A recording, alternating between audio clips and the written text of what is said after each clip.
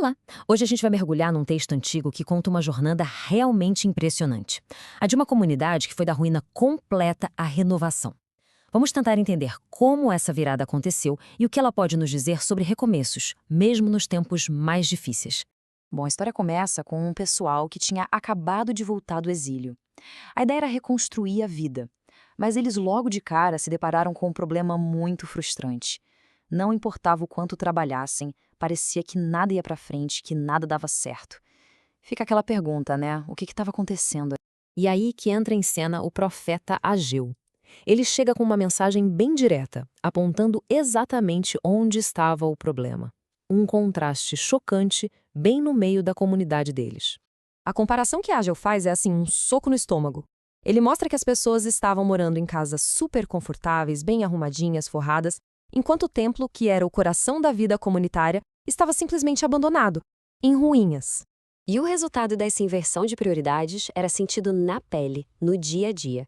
Todo o esforço deles parecia inútil. É aquela sensação, sabe, de plantar muito e colher quase nada, de comer e continuar com fome, e a imagem do saco furado é perfeita. O dinheiro entrava, mas simplesmente desaparecia. Diante desse cenário todo, Ageu entrega uma ordem de Deus que é, ao mesmo tempo, simples e muito profunda. Um desafio que vai se tornar o grande ponto de virada dessa história. Essa frase é repetida várias vezes. É um chamado forte para que o povo parasse tudo e realmente pensasse no que estava fazendo. Uma chamada para refletir sobre as próprias ações e enxergar a conexão direta com as consequências que eles estavam vivendo. Mas o interessante é que a mensagem não era só uma crítica, uma bronca. Era também um plano de ação super prático. Um caminho claro com passos bem definidos para que eles pudessem, de fato, mudar aquela realidade. Ok, a mensagem foi dada, o plano foi apresentado. E aí, como será que o povo reagiu a esse desafio tão direto? Vamos ver agora como essa história começa a virar.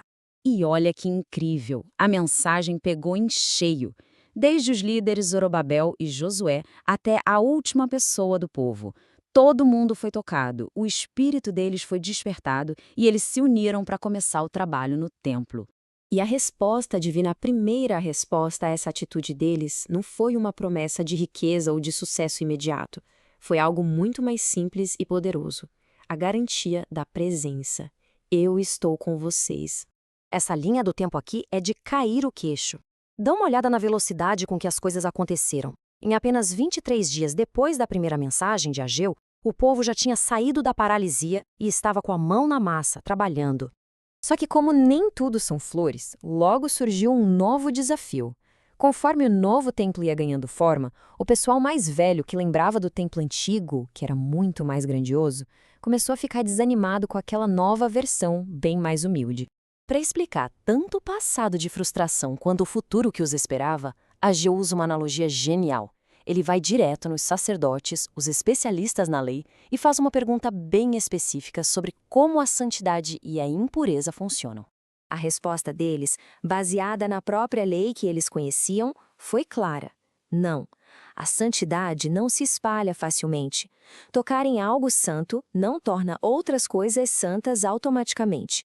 Então, Ageu inverte a pergunta. Ele quer saber agora sobre o oposto, sobre a contaminação, a impureza. E aqui a resposta foi sim. A impureza se espalha. Ela contamina o que toca. E aí está o pulo do gato da lição de Ageu.